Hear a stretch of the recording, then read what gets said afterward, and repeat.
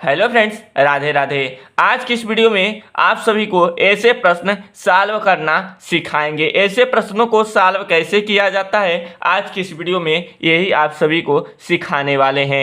यहाँ पे देखिए दोस्त, 1/4 का आधा कितना होगा? 1/4 का आधा कितना होगा? इस क्वेश्चन को कैसे सॉल्व करेंगे? यहाँ पे देखिए 1/4 की जगह पे 1/4 लिखेंगे। का की जगह पे आप सभी को मालूम ही होगा गुणा होता है। जब भी इस तरीके से सवाल दिखे तो का की जगह पे क्या होगा? गुणा होगा। और आधा किसको कहते हैं? 1/2 को कहते हैं। 1/4 का आधा कितना होगा? 1/4 का के जगह पे गुणा, आधा का मतलब 1/2। अब ये हो गया आपका गुणा। अब ये भिन्न का गुणा हो गया। अब इसे आपको सॉल्व करना है। 1 का गुणा 1 में कीजिए तो हो गया आपका 1, और 4 का गुणा 2 में कीजिए 4 दूना हो गया 8, यानी कि 1/4 का आधा 1/8 हो गया। यही आपका आंसर होगा।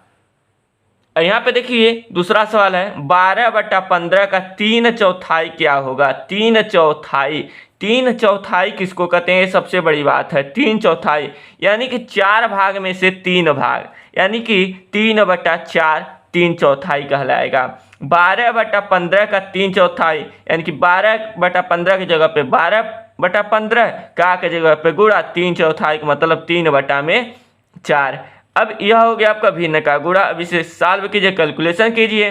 4 एकम 4, 4 तिया 12, 3 एकम 3, 3 पचे 15, 3 का गुणा 1 में कीजिए तो 3, और 5 का गुणा 1 में कीजिए तो 5, 3/5 ही आपका क्या हो जाएगा? आंसर हो जाएगा। 12/15 का 3/4 3/5 होगा। यहाँ पे देखिए तीसरा क्वेश्चन है, 2/6 का 2 गुना क्या होगा? 2/6 का 2 गुना, यानी कि 2/6 की जगह पे 2/6, का के जगह पे गुणा 2 गुना, यानी कि यहाँ पे 2 लिखेंगे। 2 गुना कर रहा है तो 2 हुआ, और 2 के नीचे हम लोग 1 मान लेंगे। अब यह क्या हो गया? भिन्न हो गया। क्या हो गया? भिन्न हो गया।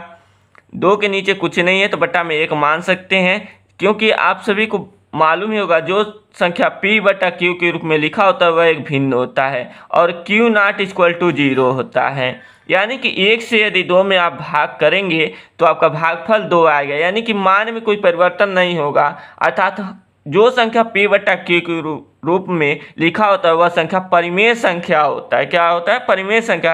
अर्थात हमें जब भी ज़रूरत पड़ेगी तब हम इस तरीके से बटा में 1 कर सकते हैं, हर एक मान सकते हैं। आई होप कि आप सभी को समझ में आ गया होगा।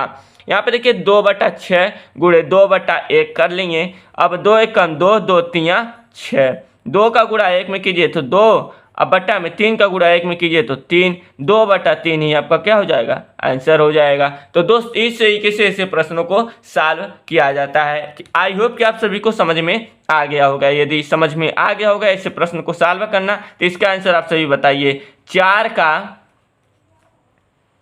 1/4 कितना होगा? 1/4 कितना होगा? 4 का 1/4 कितना होगा? इसका जवाब आप सभी को कमेंट बॉक्स में बताना है। कहाँ बताना है? कमेंट में बताना है। इसका जवाब आप सभी कमेंट कीजिए। यदि वीडियो पसंद आया होगा तो वीडियो को लाइक कीजिएगा। चैनल पर नए होंगे तो चैनल को सब्सक्राइब कीजिएगा। फिर मिलेंगे ऐसे ही अगले नेक्स्ट बेहतरीन वीडियो के साथ। तब तक के लिए जय हिंद।